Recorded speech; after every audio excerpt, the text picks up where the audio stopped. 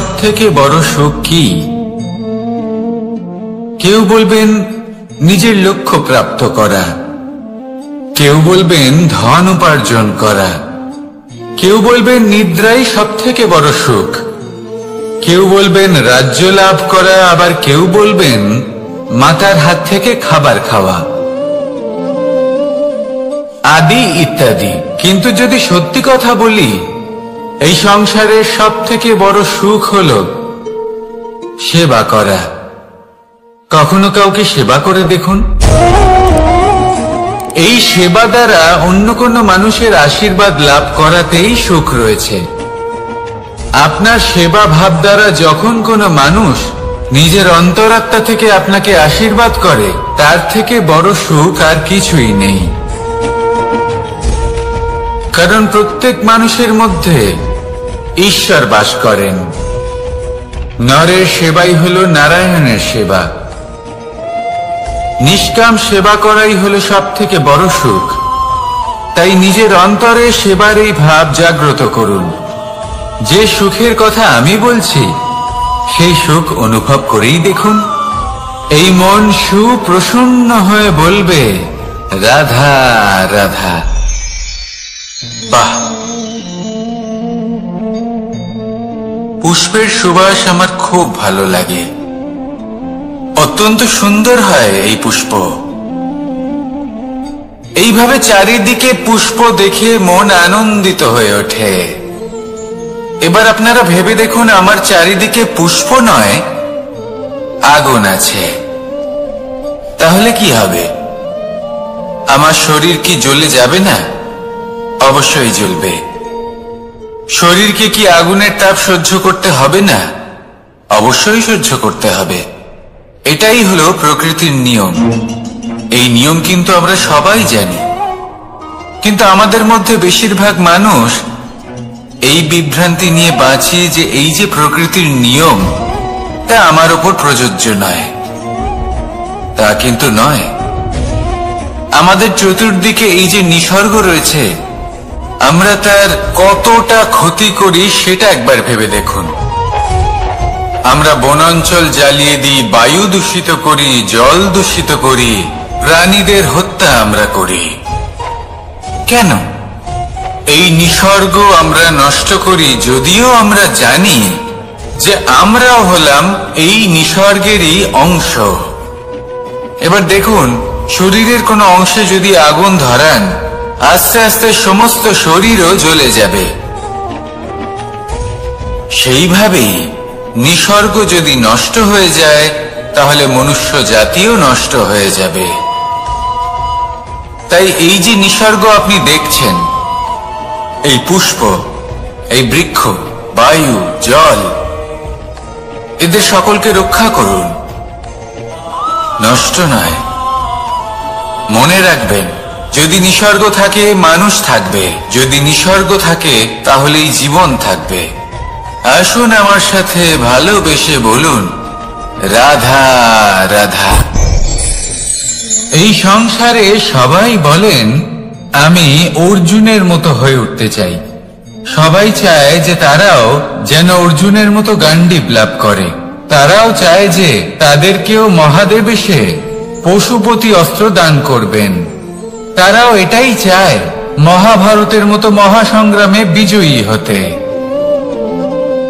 কিন্তু সবাই ভুলে যান যে অর্জুন যা হতে পেরেছিলেন, সবকিছুই অর্জন করেছিলেন।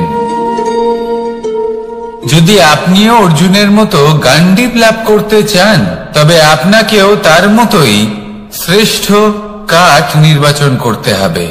সেই কর্ম আপনাকেই করতে হবে। তার প্রত্যঞ্চা যাতে তীব্র হয়, তার জন্য আপনাকে সর্বশ্রেষ্ঠ দড়ি খুঁজে বের করতে হবে। আপনার বাণ যাতে ঘাতক হয়, সেই জন্য আপনাকে নতুন নতুন ধাতু খুঁজে বের করতে হবে। সেই শিক্ষা আপনাকে লাভ করতে হবে, তবেই আপনার ইচ্ছে পূর্ণ হবে। অর্জুন হওয়া বড়ই সরল, যদি আপনি কিভাবে অর্জন করতে হয় তা জানেন। শুধুমাত্র স্বপ্ন দেখেন যারা, তারা কখনোই অর্জন করতে পারবেন না। কিন্তু যদি কেউ অজ্ঞাতবাস ভোগ করতে পারে, যদি কেউ লাক্ষাগৃহ থেকে পালিয়ে বাঁচতে পারে, যদি কেউ কঠোর তপস্যা করতে পারে, প্রতীক্ষা করতে পারে এবং পরিশ্রম করতে পারে, তাহলে সে অর্জুন অবশ্যই হয়ে উঠবে। যদি আপনি অর্জুন হয়ে উঠতে চান, তাহলে কর্ম করতে শিখুন আর আমার সাথে ভালোবেসে বলুন, রাধা রাধা। জীবন থাকলে লক্ষ্য অবশ্যই থাকবে। যদি লক্ষ্য থাকে, তার পথ অবশ্যই থাকবে। যদি পথ থাকে, তাহলে বাধা অবশ্যই থাকবে।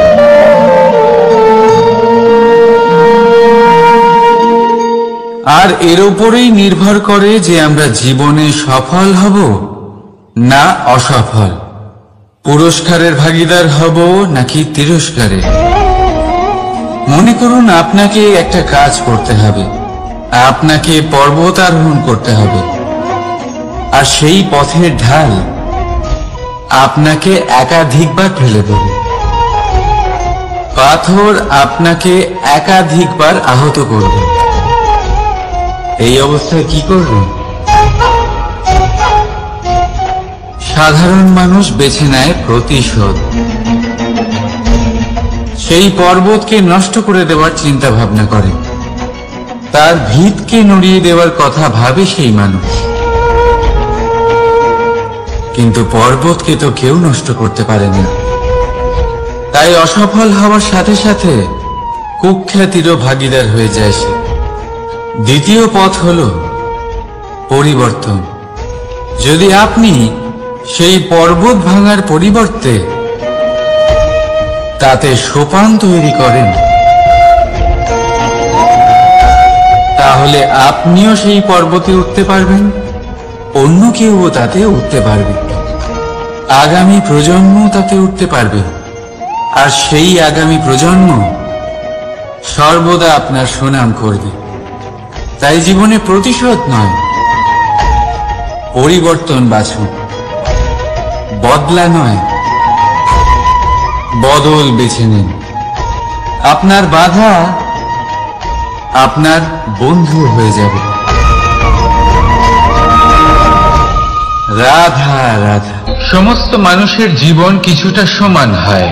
মানুষ জন্মগ্রহণ করে, তারপর চলতে শেখে, জীবনে এগিয়ে চলে, বার্ধক্য লাভ করে, তারপর সমাপ্ত হয়ে যায়। কিন্তু সেই ব্যক্তিরা কারা যারা প্রকৃত অর্থে মনুষ্য জীবন যাপন করেন?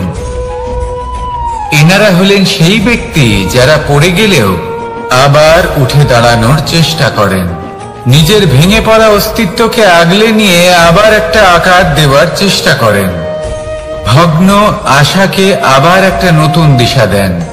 অসফল হওয়ার পরেও থামেন না, আবার এগোতে থাকেন।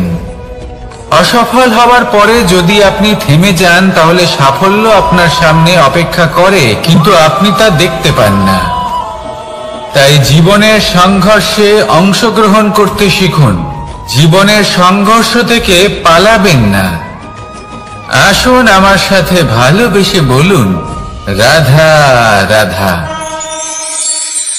একবার একটা শেয়াল বনে বিচরণ করছিল। ও একটা ছোট্ট শাবক দেখতে পেল। ও ভাবলো, আজ একেই আমি খাবার হিসেবে গ্রহণ করব। আশেপাশে দেখলো কেউ দেখছে না তো, কেউ ছিল না, আর সেই শাবকের উপর আক্রমণ করল, যা হলো একটা ঘোর অপরাধ। বনের নিয়ম অনুসারে আপনি কখনোই শাবকের উপর আক্রমণ করতে পারেন না। তারপর এই খবরটা যখন রাজা সিংহ জানতে পারলেন, সভার আয়োজন করলেন।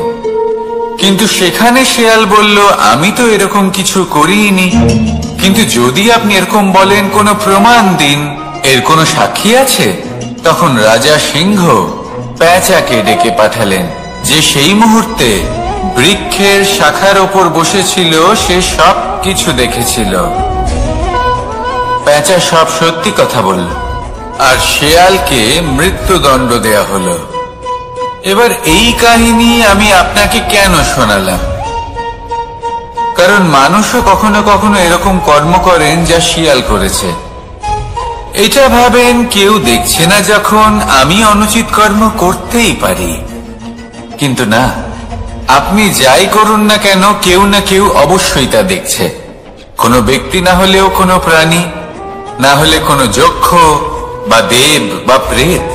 যদি এনারা কেউ না দেখেন তাহলে ধরিত্রী মাতা দেখেন যেখানে দাঁড়িয়ে আপনি সেই কর্ম করছেন, তাই না? তাই একটা কথা সবসময় মনে রাখবেন, কে দেখছেন কে দেখছেন না সেই বিষয়ে ভাবা ছেড়ে দিন। এটা খুব সহজ কথা। আপনি যদি উচিত কর্ম করেন উচিত ফল পাবেন, যদি অনুচিত কর্ম করেন তাহলে আপনি অনুচিত ফল অবশ্যই পাবেন। সেই জন্য উচিত পথে চলতে থাকুন, উচিত কর্ম করতে থাকুন, আর আমার সাথে ভালোবেসে বলুন রাধা রাধা। আপনি কখনো কোনো বাজকে নিজের বাসা বানাতে দেখেছেন?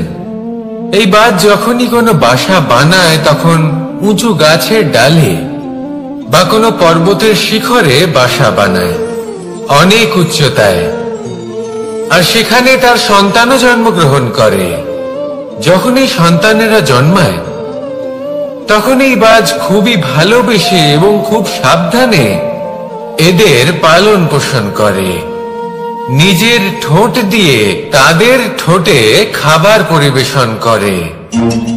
কিন্তু যেই সেই সন্তানেরা হৃষ্টপুষ্ট হয়ে যায় এবং সেই কথা বাজ নিজে বুঝতে পেরে যায়, সেই বাজ নিজেই সেই বাসা ছিন্ন ভিন্ন করে দেয়।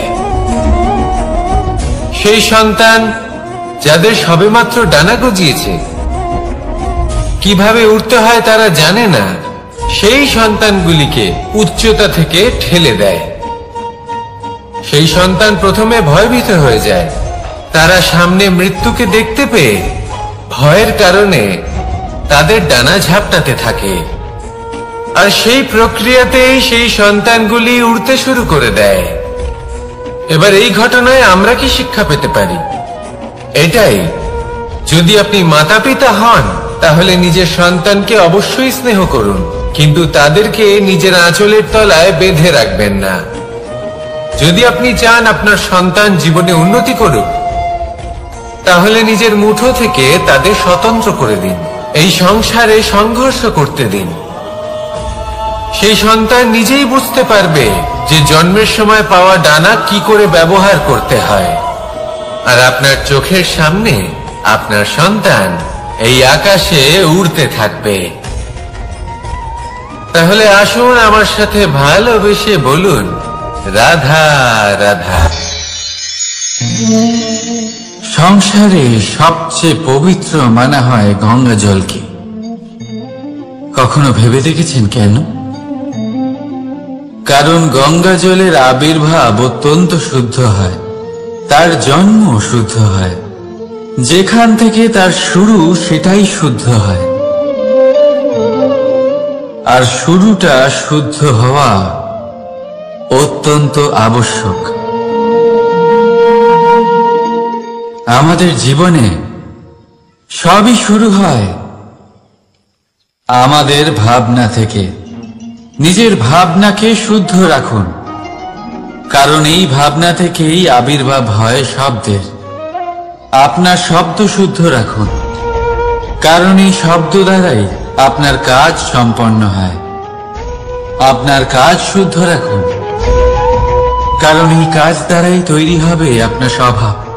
স্বভাব থেকেই তৈরি হয় আপনার অভ্যাস, আর অভ্যাস থেকে তৈরি হয় আপনার চরিত্র।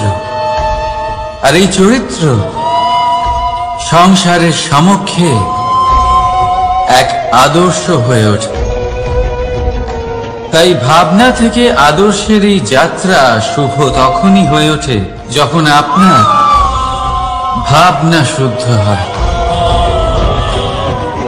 এই সংসারে, এই জীবনে নিজের ভাবনা শুভ রাখলে, শুদ্ধ করলে আপনার মন সুপ্রসন্ন হয়ে বলবে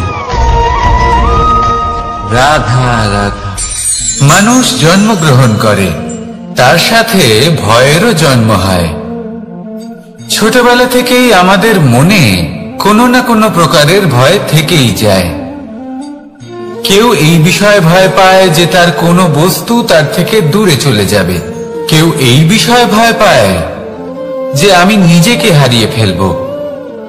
কেউ এই ভেবে ভয় পায় যে আমার প্রিয়জনেরা তারা যেন আমার থেকে দূরে না চলে যায়। কেউ এই ভেবে ভয় পায় যে আমরা যেন পথ না হারিয়ে ফেলি, আদি ইত্যাদি। কিন্তু সত্যি কথা বলতে ভেবে দেখুন, এই ভয় বাস্তবে কি? শুধুই একটা মনস্থিতি, আর কিছুই নয়। যা কিছু আপনি জীবনে পেয়েছেন তা একদিন আপনাকে হারাতে হবে। এই জীবন হলো আপনারই, কিন্তু তাও একদিন সমাপ্ত হবে। তাই ভয় পেয়ে কি লাভ? এই ভয় শুধু আপনাকে জীবন যাপন করা থেকে বাধা দিচ্ছে, আর কিচ্ছু নয়। পথ হারিয়ে ফেললেই বুঝতে পারবেন যে নতুন পথ কিভাবে বানাতে হয়। কিছু মানুষকে জীবন থেকে হারালে তবেই আপনি বুঝবেন যে আপনার আপনজনকে। এই ভয়ের কারণে ভীত হয়ে থাকবেন না। এই তারা নক্ষত্র অন্ধকারের অভাবে গুরুত্ব হারায়। শিবকেও মহাদেব হবার জন্য বিষ পান করতে হয়েছিল। প্রত্যেক পরিস্থিতি, প্রত্যেক সাফল্য আপনার পরীক্ষা নেবে। তাতে উত্তীর্ণ হওয়া হলো আপনার কর্ম। যখনই আপনি ভয় পাবেন বা সংকটের সম্মুখীন হবেন, তখন সাহসের সাথে তার সম্মুখীন হন। মনে রাখবেন, যে সম্মুখীন হতে জানে সাফল্য তার সাথে সবসময় থাকে। আসুন আর আমার সাথে ভালোবেসে বলুন, রাধা রাধা। আমাদের হাতটা দেখুন। এই হাতে 5টা আঙুল আছে, যা ভিন্ন ভিন্ন ধরনের। একরকম কেন নয়? কারণ হলো প্রত্যেকের নিজের নিজের গুরুত্ব আছে, নিজের নিজের মাহাত্ম্য আছে। এরা ভিন্ন, তাই একত্রিত হয়ে মুষ্টিবদ্ধ করা সম্ভব, যার দ্বারা আমরা আত্মরক্ষাও করতে পারি, আবার আক্রমণও করতে পারি। যদি 5টি আঙুল সমান হতো তাহলে মুষ্টিবদ্ধ হতে পারত না, নিজেদের মধ্যে বিভ্রান্তির সৃষ্টি করত। এবার এরকমই কিছু আমাদের সংসারেও হয়। আমাদের দেশ, যেখানে একটি ভূমির ওপর ভিন্ন ভিন্ন ধর্মের মানুষ বাস করেন, ভিন্ন ভিন্ন জাতি, ভিন্ন ধর্ম, ভিন্ন ভাষা। কিন্তু যদি আমরা এটা ভাবি যে কিভাবে এই দেশকে কল্যাণের পথে নিয়ে যাওয়া যায়, কিভাবে এর বিকাশ করা সম্ভব, তাহলে আমাদের একত্রিত হওয়া শিখতে হবে। যেইভাবে 5টা আঙুল একত্রিত হয়, মুষ্টিবদ্ধ হয়, সেইভাবেই আপনার যে ভাষাই হোক, যে ধর্মই হোক, যে জাতি হোক না কেন, ঠিক আছে, আবশ্যক হলো আপনার নিজের কর্মভূমির সাথে, আপনার ধরিত্রীর সাথে যুক্ত থাকা, সাথে থাকা। তবেই দেশের উন্নয়ন সম্ভব, তবেই এই দেশ স্বতন্ত্র থাকবে, সফল হবে, আর এই মন প্রসন্ন হয়ে বলবে, রাধা রাধা।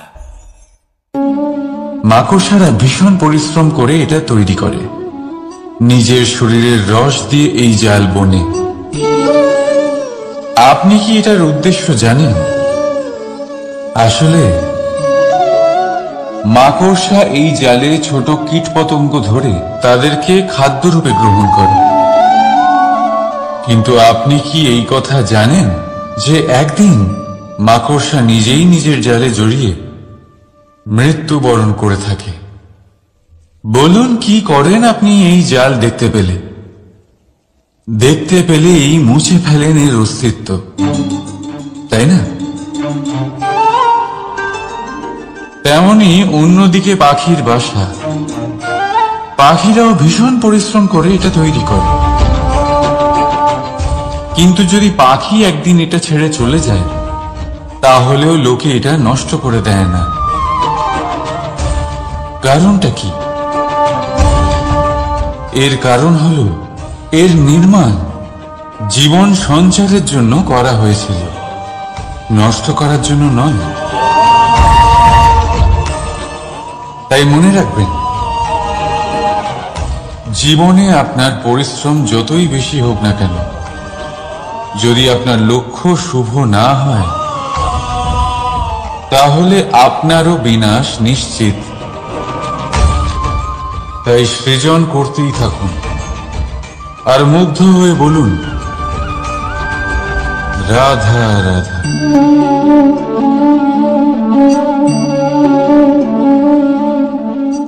আপনার কি মনে হয় আমি কি করছি? আপনি বলবেন আমি প্রদীপ জ্বালাচ্ছি। সঠিক, কিন্তু প্রশ্ন হচ্ছে যে আমি কি আপনাকে বলেছি যে একে প্রদীপ বলা হয়? না। এই প্রদীপ কি নিজেই নিজের পরিচয় আপনাকে দিয়েছে? না। তাহলে আপনি কি করে জানলেন যে একে প্রদীপ বলা হয়? উত্তর হচ্ছে প্রকাশ, যে স্বয়ং জ্বলে অন্ধকারের মধ্যে সংসারকে পথ দেখায়, সেটাই প্রদীপ। যা নিরাশার মাঝে আশার আলো প্রদর্শন করে, সেটাই প্রদীপ। অপর দিকে আছে সাপ, যাকে না দেখেও তার ফনার আওয়াজ শুনেই লোকে ভয় পেয়ে যায়। তার মানে ব্যক্তির পরিচয় তার কর্মের দ্বারা পাওয়া যায়। তাই আপনার এটা বলার প্রয়োজন নেই যে আপনার পরিচয় কি। এটা আপনার কর্মই নিশ্চিত করবে যে লোকে আপনাকে প্রদীপ ভেবে ভালোবাসবে নাকি সাপ ভেবে ভীত হয়ে থাকবে। রাধা রাধা। সময় কত বিচিত্র হয়। সময় আমাদের পক্ষে থাকলে আমরা নিজেদের রাজা মনে করে নিই, আর সেই সময় যদি বিপক্ষে চলে যায় তাহলে নিঃস্ব হতে সময় লাগে না। তাই মানুষের একটা অভ্যেস আছে, খারাপ সময়ের জন্য কিছু সঞ্চয় করা। আত্মীয়, বন্ধু খারাপ সময় পাশ থেকে সরে যায়। যশ, মান প্রতিকূল সময় চিরস্থায়ী হয় না। তাই মানুষ মনে করে অর্থ সঞ্চয় করাই শ্রেয়। অর্থের কোনো হৃদয় নেই যা সময়ের সাথে পরিবর্তিত হবে। সংসার বলে সর্বদা অর্থ সঞ্চয় করতে থাকুন। খারাপ সময় অবশ্যই কাজে লাগবে, কিন্তু আমি বলবো শুভ কর্ম করতে থাকুন, আনন্দে থাকুন, নিজের ওপর আর ঈশ্বরের ওপরে বিশ্বাস রাখুন। খারাপ সময় কখনো আসবেই না। রাধা রাধা। প্রকৃতি মানুষকে এক বিশেষ শক্তি দিয়েছে, অন্য জীবের থেকে বেশি শক্তি দিয়েছে। স্মরণ শক্তি। এই শক্তি মানুষকে অন্য জীবের থেকে ভিন্ন করে, ইতিহাস রচনা করার প্রেরণা দেয়, জ্ঞানকে বংশানুক্রমে এগিয়েও নিয়ে যায়। আর যারা ভুলে যান, অধিকাংশ সময় তারা উপহাস আর দয়ার পাত্র হয়ে যান। কিন্তু এটাই কি প্রকৃত রূপে সত্য? না। এই স্মরণ শক্তি মানুষের বিকাশে সব থেকে বড় বাধা হয়ে দাঁড়ায়। তার মনকে দূষিত করে দেয়। খারাপ অভিজ্ঞতা, কারোর করা বিশ্বাসঘাতকতা, কারোর কটাক্ষ বেশিরভাগ মানুষই ভুলতে পারেন না, আর তারপর প্রতিশোধ নিতে উদ্যত হন। প্রথমে সময় নষ্ট করেন প্রতিশোধের প্রস্তুতিতে, আর তারপর সময় নষ্ট করেন প্রতিশোধ নেওয়ার সুযোগ খুঁজতে। যদি সন্তুষ্টি পেতে চান, যদি জীবনে আনন্দ পেতে চান, তাহলে স্মরণ শক্তির সদ্ব্যবহার করুন। নিজের স্মরণ শক্তিকে চালনা করুন শুধুমাত্র ভালো কথা আর ভালো স্মৃতির দিকে। জীবনে আনন্দ পাবে। রাধা রাধা। মানুষ নিজের পরিবারের জন্য কত কিছুই না করে, দিন রাত পরিশ্রম করতে থাকে যাতে তার পরিবারের প্রয়োজন পূরণের জন্য অর্থ রোজগার করতে পারে। কিন্তু শুধু অর্থ রোজগার করাটাই কি যথেষ্ট? আপনি বলবেন, হ্যাঁ নিশ্চয়ই, অর্থ দিয়ে সবকিছু পাওয়া যায়, বিদ্যা পাওয়া যায়, বাড়ি পাওয়া যায়, ওষুধ পাওয়া যায়, আর কত কিছুই না পাওয়া যায়। এইসব একটা পর্যায় পর্যন্ত সঠিক, কিন্তু একটু মন দিয়ে ভেবে দেখুন, যখন কোনো শিশু অসুস্থ হয়ে পড়ে তখন সে ওই তিক্ত ওষুধ কেন খেয়ে নেয়? এই জন্য কারণ ওর পিতা সেই ওষুধ অর্থ দিয়ে কিনেছে? না, বরং এই জন্য কারণ তার পিতা যে তার সামনে দাঁড়িয়ে, তার উপরে তার বিশ্বাস আছে। বিশ্বাস আছে যে উনি তার কিচ্ছু হতে দেবেন না। এই বিশ্বাস, এই সংস্কার, এই শিক্ষা কখনো অর্থ দিয়ে পাওয়া যায় না। এটা পাওয়া যায় সেই সময় থেকে যা মাতা পিতা তাদের সন্তানের সাথে কাটিয়েছেন। তাই জীবনে অর্থ অবশ্যই উপার্জন করুন, কিন্তু নিজের পরিবারকেও সময় দিন, আনন্দ পাবে। রাধা রাধা। বিরোধিতা এমন এক শব্দ যা শুনে আমরা সবাই ভয় পেতে থাকি। যদি কেউ আমাদের বিরোধিতা করে তা আমাদের সহ্য হয় না। আমরাও কারোর বিরোধিতা করে কোনো শত্রুতা করতে চাই না। এই ধরনের ভাবনা আমাদের মনে আসতেই থাকে। কিন্তু বিরোধিতা, এই শব্দ আপনার শান্তির জন্য, আপনার সুখের জন্য কতটা গুরুত্বপূর্ণ তা আপনারা জানেন না। তাই যদি কাল এসে কেউ আপনার বিরোধিতা করে, তখন সবার আগে নিজেকে যাচাই করুন। আপনি কি ভুল করেছেন? আপনার দোষ কি? নিজের মধ্যে কি ত্রুটি আছে সেটা বোঝার চেষ্টা করুন, নিজেকে সংশোধন করার চেষ্টা করুন, তারপর দেখুন বিরোধিতার এই আগুন আপনাকে স্বর্ণ থেকে কুন্দন বানিয়ে তুলবে। বলা হয় এই সংসারে খারাপ বেড়েই চলেছে, কিন্তু তার কারণ এ নয় যে খারাপ মানুষ বেড়ে চলেছে। তার কারণ হলো যে ভালো মানুষ, যাদের ভালো চিন্তা, ভালো বিচারধারা আছে, তারা খারাপের বিরোধিতা করতে পারেন। যদি আপনার সম্মুখে কোনো খারাপ কর্ম হয়, তাহলে তার বিরোধিতা করতে সংকোচ করবেন না, কারণ বিরোধিতার এই আগুন মন্দকে পিছুপা হতে অবশ্যই বাধ্য করে। রাধা রাধা। বিশ্বাস, জীবনে বিশ্বাস কতটা গুরুত্বপূর্ণ। একজন স্ত্রী তার স্বামীর হাত ধরে যে কোনো জায়গায় যেতে পারেন, এর কারণ হলো বিশ্বাস। তার নিজের স্বামীর উপরে বিশ্বাস আছে। যখন একজন মা তার ছোট বাচ্চাকে কোলে তুলে হাওয়ায় ওঠায়, তখন সেই বাচ্চা ভয়ভীত হয়ে যায় না। তার কারণ হলো বিশ্বাস।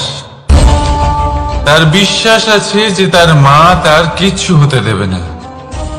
এক বৈদ্যের দেওয়া ঔষধ সন্তান কিছু না বুঝে শুনেই খেয়ে ফেলে। সেই বৈদ্যের জ্ঞানের বিষয়ে তার কোনো ধারণাই থাকে না, শুধু নিজের পিতার উপরে বিশ্বাস আছে যে তার পিতা তাকে খারাপ কিছুই দেবে না। যখন এই সংসারের প্রতিটা বন্ধন বিশ্বাসের উপরে দাঁড়িয়ে আছে, তাহলে কেন এই বিশ্বাসকে আমরা জীবনে আনতে পারি না? আপনি নিজেই দেখুন, এই বিশ্বাস নিজের জীবনে এনে দেখুন, সবকিছু আরো সুন্দর হয়ে যাবে। তাই ভালোবেসে বলুন, রাধা রাধা।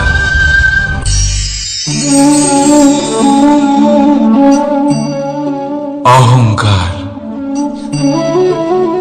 এই শব্দটা সবাই শুনেছেন। বহু মানুষকে আপনি এটা বলতে শুনেছেন যে ওই ব্যক্তির অহংকার আছে, ওই মানুষটির ক্ষমতার অহংকার আছে, ওই ব্যক্তির নিজের রূপ নিয়ে অহংকার আছে, ওই ব্যক্তির নিজের অর্থের অহংকার আছে, ইত্যাদি ইত্যাদি। কিন্তু এই অহংকার, এর অস্তিত্ব হয় কি করে? এবারে একবার এই হাতটা দেখুন। যদি এই হাতের 5 আঙ্গুল উঠে দাঁড়ায়, আশীর্বাদ। আর যদি এই হাতের 5টা আঙ্গুল একসাথে মুঠো হয়ে যায়, শক্তি, সংকটের বিরুদ্ধে ঢাল। কিন্তু এই একটা আঙুল সংকটের কারণ হয়ে দাঁড়াতে পারে। এই একটা আঙুল শত্রুকে আহ্বান জানায়। এবার অহংকার বলে এই শব্দটাই দেখেন। আমাদের থেকে আলাদা হয়ে গেলে হয় অহং। অহং অর্থাৎ ব্যক্তির মনে হয় যে সে আপনদের থেকে, নিজের বন্ধুদের এবং সঙ্গীদের থেকে, নিজের পরিবারের থেকে অনেক উপরে, অনেক শ্রেষ্ঠতর সে। কিন্তু মনে রাখবেন, এই অহংকার কোন ব্যক্তির অস্তিত্বের বিনাশের প্রথম ধাপ। তাই ঝেড়ে ফেলে দিন এই অহংকারকে, আর বিশ্বাস করুন আমাদের ওপর, কারণ তখনই আপনি শান্তি পাবেন। আর সেই শান্তির সাথে বলে উঠবেন, রাধা রাধা।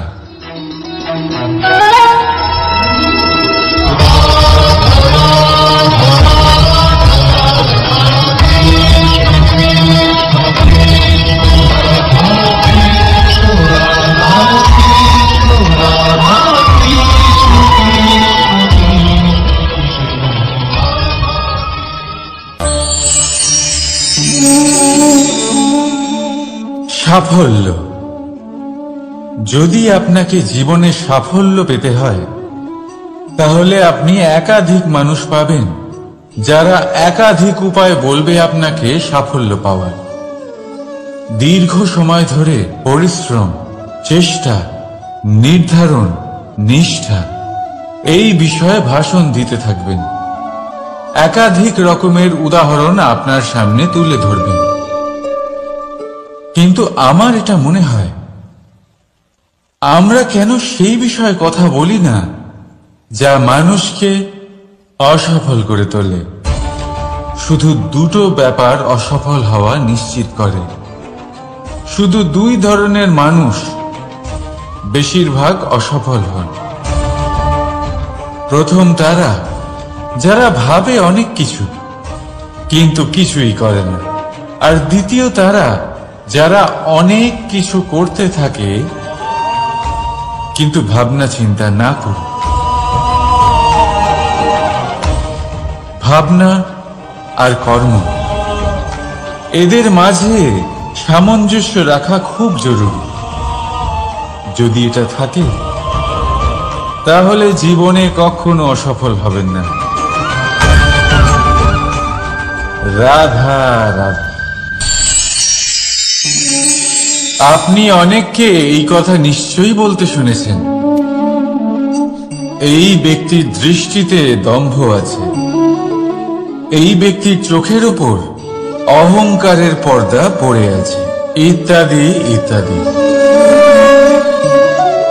চলুন আমি আপনাকে একটা প্রশ্ন করছি, আপনি দেখেন কি দিয়ে? দৃষ্টি দিয়ে নাকি দৃষ্টিভঙ্গির সাহায্যে? ভাবুন। চিন্তায় পড়ে গেলেন নিশ্চয়ই। দৃষ্টি যে কোনো বস্তুর বা যে কোনো মানুষের শুধু বাইরের রূপটা দেখায়, যেখানে দৃষ্টিভঙ্গি আপনাকে সোজা আসল পরিচয়ের সাথে সাক্ষাৎ করে। উদাহরণ হিসেবে চন্দ্র। চন্দ্র আমরা সবাই দেখেছি। বহু মানুষ আছেন যাদের চন্দ্র অত্যন্ত সুন্দর লাগে, আবার কিছু মানুষ এমনও আছেন যারা এই চন্দ্রের মধ্যেই দাগ খুঁজে বার করেন। এই হলো দৃষ্টিভঙ্গি। যদি নিজের দৃষ্টিভঙ্গিতে প্রেম রাখেন, ভালোবাসা রাখেন, সম্ভ্রম রাখেন, তাহলে তার বদলে আপনিও প্রেম আর সম্মান অবশ্যই পাবেন। এবারে দেখুন, যে জল দিয়ে ঈশ্বরের মূর্তি ধোয়া হয় তাকে চরণামৃত বলা হয়। এটার কারণ দৃষ্টিভঙ্গি। এখন আপনি পাথরকে ভগবান ভেবে পুজো করবেন, নাকি ভগবানকে পাথর ভেবে পরিত্যাগ করবেন? সিদ্ধান্ত আপনার, কিন্তু এই সিদ্ধান্ত নির্ভর করে আপনার দৃষ্টিভঙ্গির ওপর। তাই নিজের দৃষ্টিভঙ্গি শুভ রাখুন, নিজের দৃষ্টিভঙ্গিতে ভালোবাসা রাখুন, আর আনন্দে বলুন রাধা রাধা। বড় বড় রাজমহলের বড় বড় ইমারতের চূড়া কত সুন্দর হয়, কিন্তু আপনি কি কখনো এই বিষয়ে ভেবেছেন যে এই সুন্দর চূড়ায় পৌঁছতে গেলে আপনাকে পৃথিবীতে পা ফেলতেই হবে? সেই সুন্দর চূড়ায় পৌঁছে দীপ্তি পাওয়ার জন্য আপনাকে একটা কঠিন পথ অবলম্বন করতেই হবে।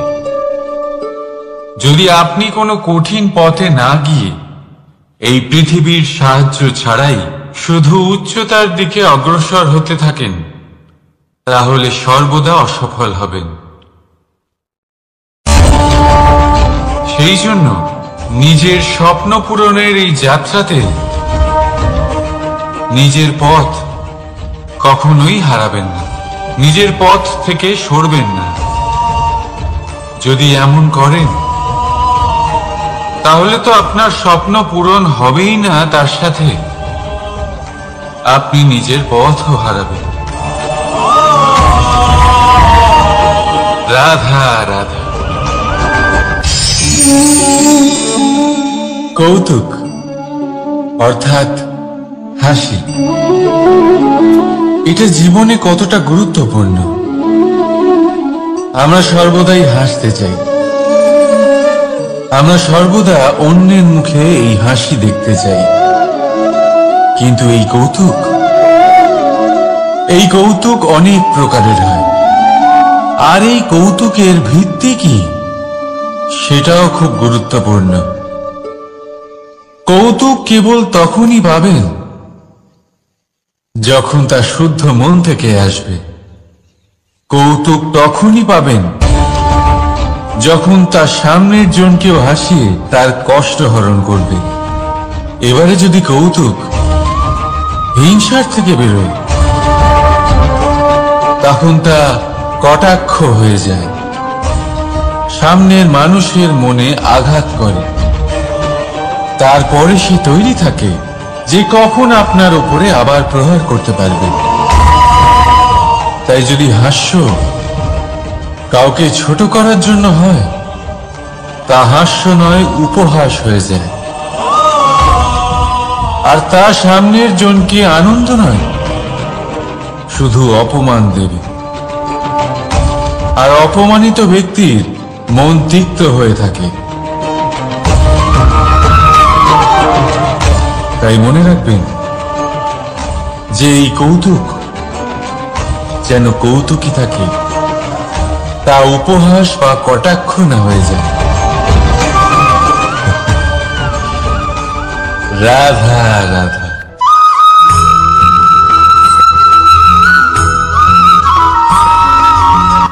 কর্ম এবং ফল, দেখতে গেলে এই সমস্ত ব্রহ্মাণ্ড এই দুইয়ের মাঝেই স্থির হয়ে আছে। মানুষজন কর্ম করেন ভালো ফল লাভের আশায়, আর ভালো ফল লাভের আশায় উনি এটাই ভুলে যান যে উনি যে কর্ম করছেন তা কি করছেন। আমি বলেছিলাম কর্ম করুন ফলের চিন্তা না করে, কিন্তু কি কর্ম করছেন সেই বিষয়ে ভাবাটাও অত্যন্ত আবশ্যক। নয়তো অনেক সময় আমরা এমন কর্ম করে ফেলি যা না চাইতেও বিষে পরিণত হয়, যা হয়েছে দুঃশাসনের সাথে, দুর্যোধনের সাথে, গুরু দ্রোণের সাথে। একজনের মানসিকতা উচিত ছিল না, একজনের বিবেক উচিত ছিল না, আরেকজন যে পক্ষ নির্বাচন করেছিলেন সেই পক্ষ উচিত ছিল না। আর যা কিছু ওনাদের সাথে হলো, আপনার আমার আমাদের সকলের সাথে তা হতে পারে। আমি বলেছিলাম কর্ম করুন, ফলের চিন্তা করবেন না, কিন্তু এই কর্মের বিষয়ে বিচার করে দেখাটাও ততটাই আবশ্যক। দেখুন, কর্ম করার উচিত প্রক্রিয়া ফলের চিন্তা না করা, কিন্তু যদি আপনার কর্ম শুভ হয় তাহলে তার ফলও নিয়তি আপনাকেই দেবে। সর্বদা কর্ম করার সময় এটা ভাবুন যে আপনার এই কর্ম এই সংসারকে, এই সমাজকে, আপনার পরিবারকে, আপনার আশেপাশের মানুষজনকে কোন দিশায় নিয়ে যাবে। যদি এটা সবার জন্য মঙ্গলময় হয় তাহলে কর্ম করতে থাকুন। আর হ্যাঁ, নিশ্চিত রূপে ফলের চিন্তা করবেন না। আসুন আমার সাথে ভালোবেসে বলুন রাধা রাধা।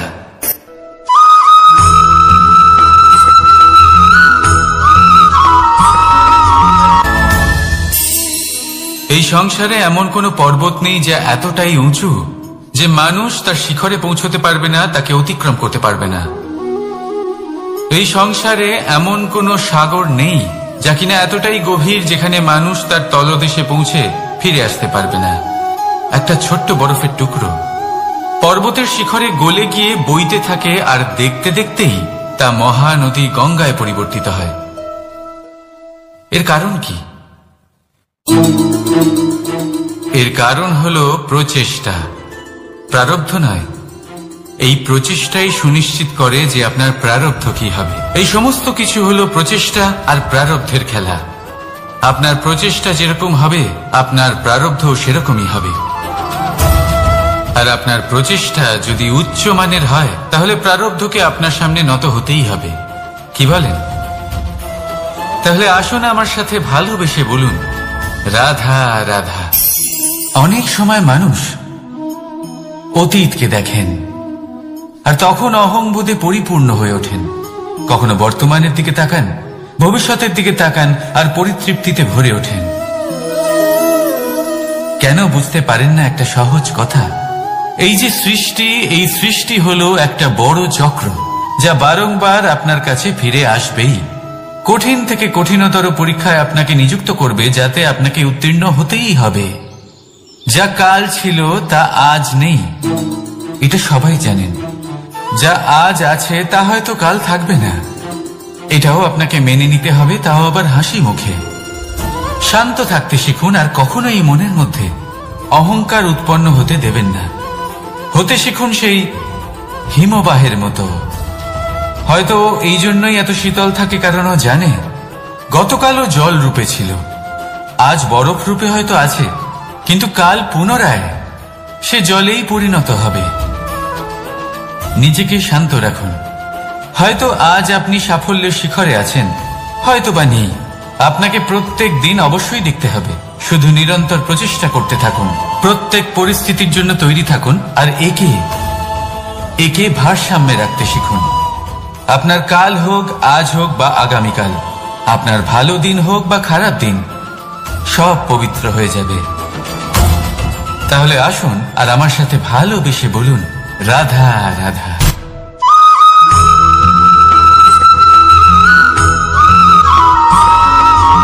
প্রতিশোধ অথবা কাউকে দুঃখ দেওয়ার ভাবনা। যদি এটা আপনার মনে থাকে তাহলে আপনি নিজের মনেই যন্ত্রণার একটা বিশাল বৃক্ষ রোপণ করছেন, এটা মনে রাখবেন।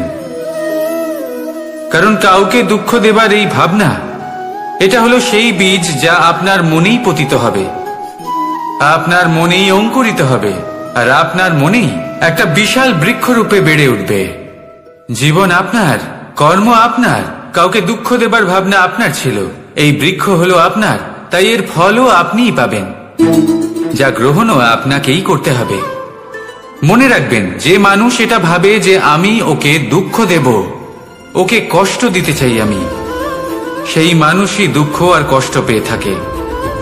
যদি সেই জায়গায় আপনি এটা ভাবেন যে আমি কাউকে সুখী করে তুলতে চাই, কাউকে সুখ প্রদান করতে চাই, তাহলে তারও বীজ আপনার মনেই রোপণ হবে, বৃক্ষে পরিণত হবে, যার ফলও আপনিই পাবেন। এখানে বিষয়টা হলো শুধু মানসিকতার চিন্তা, যা সত্য হয়ে আপনার সামনে আসে। তাহলে এই মানসিকতা শুভ করুন, সবার জন্য মঙ্গল কামনা করুন। অন্যের মনে আপনার জন্য ভালো চিন্তা থাকুক বা না থাকুক, আপনি সবার জন্য শুভ চিন্তা করে কর্ম করতে থাকুন, তাহলে আপনার সাথেও ভালোই হবে। তাহলে আসুন আর আমার সাথে ভালোবেসে বলুন, রাধা রাধা।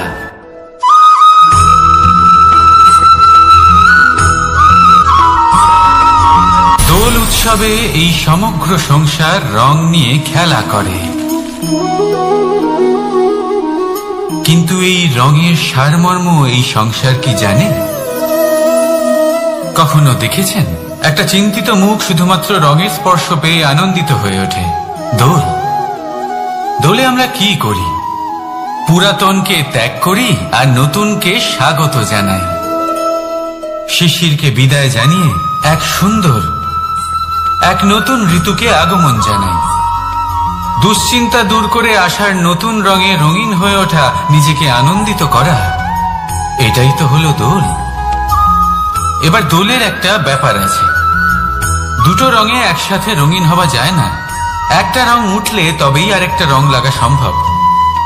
আরো একটা প্রশ্নও রয়েছে, কোন রংকে তুলে দিয়ে কোন রং মাখানো যেতে পারে? যদি আপনাকে উদাহরণ দিই, লোভের এই রং, তা যতক্ষণ লেগে থাকবে আনন্দের রং লাগতে পারবে না, যা হয়েছিল দ্বারকাবাসী এবং সামন্তক মণির মধ্যে। ভ্রান্তির রং যতক্ষণ লেগে থাকবে সত্যের রং লাগতে পারবে না, যা হয়েছে রুক্মিণীর সাথে। আর হিংসার এই রং যতক্ষণ লেগে থাকবে প্রেমের রং ততক্ষণ লাগতেই পারবে না, যা হয় আপনার আমার সবার সাথে। তাহলে আসুন একসাথে মিলে দোল পালন করি এবং সবকিছুর উপরে বিজয় লাভ করি। অন্ধকারের স্থানে আলো, ভ্রান্তির স্থানে সত্যের, হিংসার স্থানে প্রেমের, আর লোভের স্থানে আনন্দের এই সুন্দর রং মাখাই। শত্রুতা, ঘৃণা, হিংসা এই সব কিছু ত্যাগ করি আর সকলের সখা হয়ে উঠি, আর ভালোবেসে বলি শুভ দোল। হ্যাঁ, ওটা তো আমরা অবশ্যই বলবো, রাধা রাধা।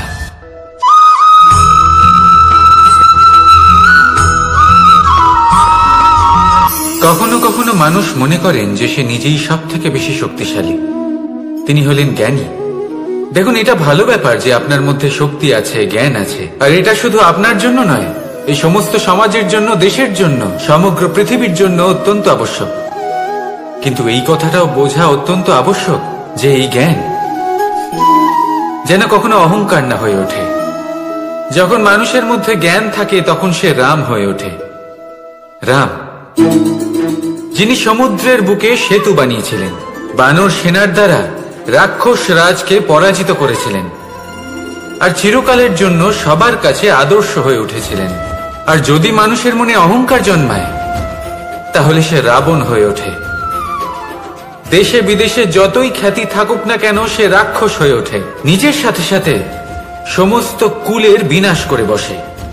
এবার জ্ঞান নাকি অহংকার, আপনার কি চাই সেই সিদ্ধান্ত আপনার, আর আপনার এই সিদ্ধান্তই নিশ্চিত করবে যে আপনার কর্ম কি হবে, আর আপনার এই কর্মই নিশ্চিত করে দেবে আপনার প্রারব্ধ কি হবে। তাহলে শুভ কর্ম করুন আর আমার সাথে ভালোবেসে বলুন, রাধা রাধা।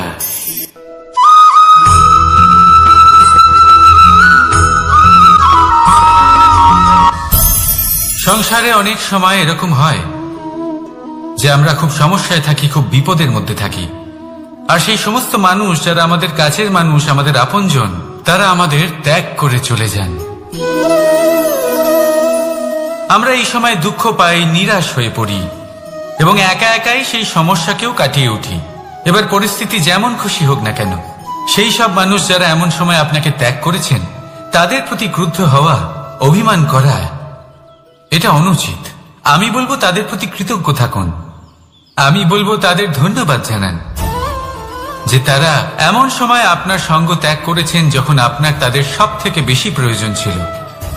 কারণ দেখুন, হয় তাদের বিশ্বাস ছিল যে আপনি নিজেই এই বিপদ থেকে বেরিয়ে আসতে পারবেন, বা তাদের ত্যাগ করার জন্য আপনি নিজের উৎসাহ বাড়িয়ে তুললেন, আপনি নিজের শক্তি বাড়ালেন এবং নিজে সেই সমস্যা থেকে বেরিয়ে আসলেন। নিজের খারাপ সময়কে আপনি নিজেই ভালো সময় করে তুললেন।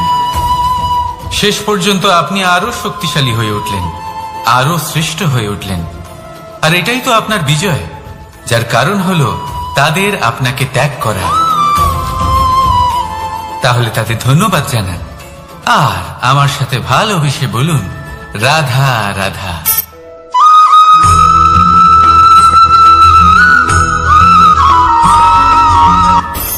সুখ আর অভিজ্ঞতা, এই দুই জীবনে একসাথে কখনোই আসে না। মনে রাখবেন, যেখানে সুখ থাকে সেখানে অভিজ্ঞতা থাকে না। আর যখন এই সুখ আমাদের জীবন থেকে দূরে চলে যায়, তখন আমাদের জীবনে আসে এই অভিজ্ঞতা। পরমাত্মা, প্রকৃতি, নিয়তি এই অভিজ্ঞতাকে আমাদের জীবনে পাঠান যাতে আমরা একটা অত্যন্ত গুরুত্বপূর্ণ শিক্ষা, একটা জ্ঞান প্রাপ্ত করতে পারি। এই অভিজ্ঞতা আমাদের শেখায় যে অতীতে এমন কি হয়েছিল যা আমাদের করা উচিত হয়নি। আমাদের শেখায় ভবিষ্যতে এমন কি আছে যা আমাদের করা উচিত আর কি করা উচিত নয়। দেখতে গেলে এই অভিজ্ঞতা আমাদের সেই শিক্ষা দেয় যার জন্য আমরা সুখের দিকে উচিতভাবে অগ্রসর হতে পারি। সেই জন্য জীবনে যখনই দুঃখ আসবে, দুঃখের এই সময় আসবে, তখন হতাশ হবেন না। বোঝার চেষ্টা করুন এই পরিস্থিতি কেন এসেছে, কি শিক্ষা দিতে এসেছে। যদি আপনি সেই জ্ঞান লাভ করেন, সুখের পথে অগ্রসর হন, তাও উচিত রূপে, তাহলে এই অভিজ্ঞতার উদ্দেশ্য পূরণ হয়ে যায়। তাহলে আসুন আর আমার সাথে ভালোবেসে বলুন, রাধা রাধা।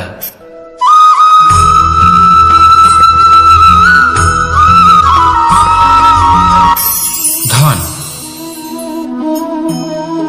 ধন হলো কারোর জন্য মোহ, আবার কারোর জন্য মায়া, কারোর জন্য হয়তো ভাগ্য, আবার কারোর জন্য কর্মের পারিশ্রমিক।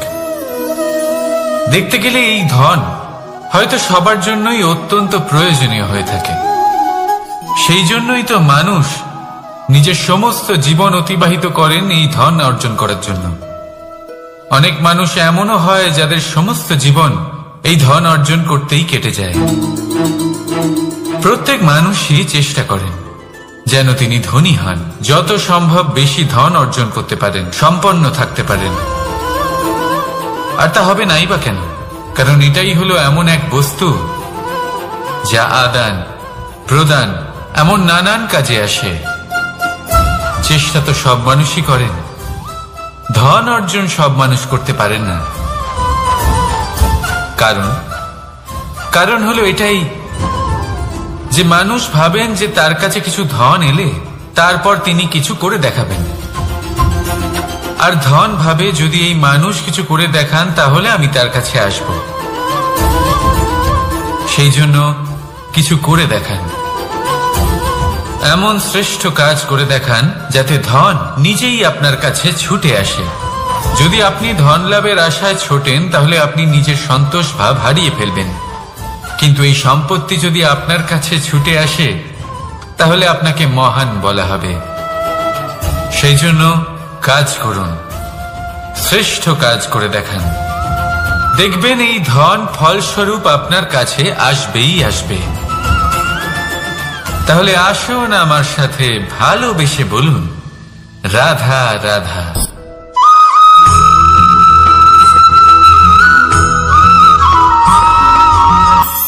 আজকাল আপনি দেখে থাকবেন যে মা বাবা শুধুমাত্র সন্তানকে ভালোবাসেন তা নয়, তাদের মোহেও জড়িয়ে পড়েন। বিদ্যালয়ে যখন পাঠান তখন সমস্ত সুযোগ সুবিধা দিয়েই পাঠান। চেষ্টা করেন যে সবসময় যেন সন্তান তাদের চোখের সামনেই থাকে। কিন্তু ভুলে যান এক অত্যন্ত গুরুত্বপূর্ণ কথা, যে সন্তানকে এক নতুন দৃষ্টিভঙ্গি দেওয়াই হলো ওনাদের কর্তব্য। সেই জন্য পুরাতন কালে শিষ্যদের গুরুকুলে পাঠানো হতো, বাড়ির থেকে দূরে। কারণ বাড়ি ছেড়ে যাওয়া এক সন্তানের জন্য, এক শিষ্যের জন্য অত্যন্ত শুভ লক্ষণ হয়। যখন সে বাড়ির থেকে দূরে, গৃহস্থের থেকে দূরে থাকবে, তখন এই সংসারকে সে এক নতুন দৃষ্টিভঙ্গি দিয়ে দেখবে, পরখ করবে, বুঝতে পারবে, আর সবকিছু নিজে থেকেই শিখে যাবে কখন আক্রমণ করতে হয়, কখন পিছু হটতে হয়, কিভাবে এই সংসারের সম্মুখীন হতে হয়। আর এটা আপনার দৃষ্টি ওকে শেখাতে পারবে না, ওর অভিজ্ঞতা ওকে শেখাতে পারবে। তাই মনে রাখবেন, যদি আপনি চান যে আপনার সন্তানের বিকাশ হোক, তাহলে অনেক সময় ওকে নিজের থেকে দূরে নিয়ে যেতে হয়। যদি মোহে আবদ্ধ থাকেন তাহলে ওর বিকাশ কখনোই হবে না। তাহলে আসুন আমার সাথে ভালোবেসে বলুন, রাধা রাধা।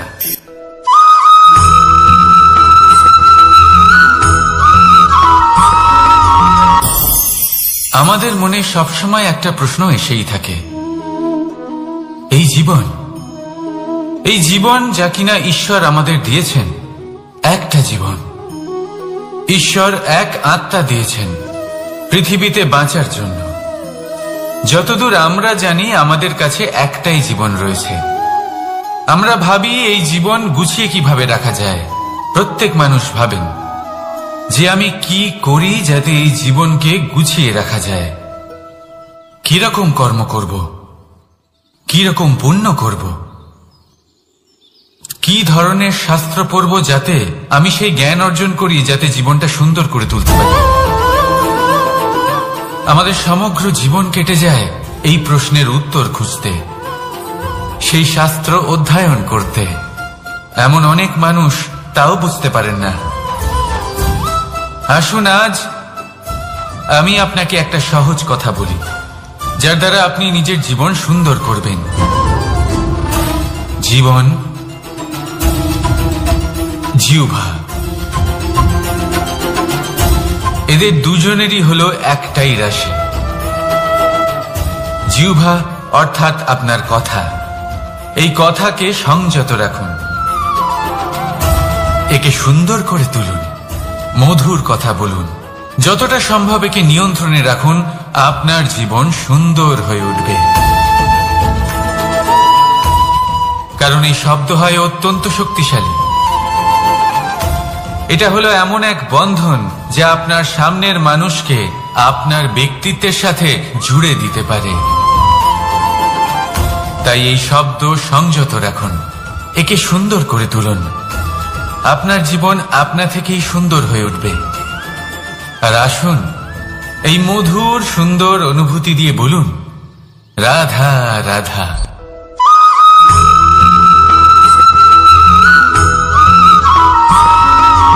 সমস্যা, কঠিন সময়, সংকট, বিপদ কার জীবনে নেই?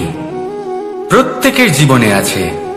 কিন্তু আমাকে একটা কথা বলুন, যদি নৌকায় ঢেউকে ভয় পেতে শুরু করে তাহলে সাগর পার করবে কে? কখনো কোনো ছোট্ট পিঁপড়েকে দেখেছেন, যে আকারে হয়তো ছোট হতে পারে কিন্তু বড় শিক্ষা দিয়ে যায়? কিন্তু আমরা শিখিই না। এবার দেখুন একটা পিঁপড়েকে, যে ভোজনের খোঁজে বাইরে বের হয়, একটা ছোট্ট দানা তুলে নেয়। ছোট দানা তোলে কারণ তার থেকে বেশি সে তুলতেই পারবে না। সে দানা নিয়ে চলতে শুরু করে, কোনো দেওয়ালে উঠে পড়ে, আবার পড়েও যায়। সেই দানা দূরে কোথাও একটা পড়ে যায়, তা আবার খোঁজে, তুলে নেয়, আবার চলতে থাকে। পড়ে যায় আবার ওঠে, পড়ে যায় আবার ওঠে। সেই দানাটা রেখে দেয়, আবার বেরিয়ে পড়ে ভোজনের খোঁজে। পরিশ্রম করতে থাকে কিন্তু হার মানে না। এই শিক্ষাই তো আমাদের প্রাপ্ত করতে হবে। নিরন্তর পরিশ্রম আর নির্ভীক হয়ে কর্ম করে যেতে হবে।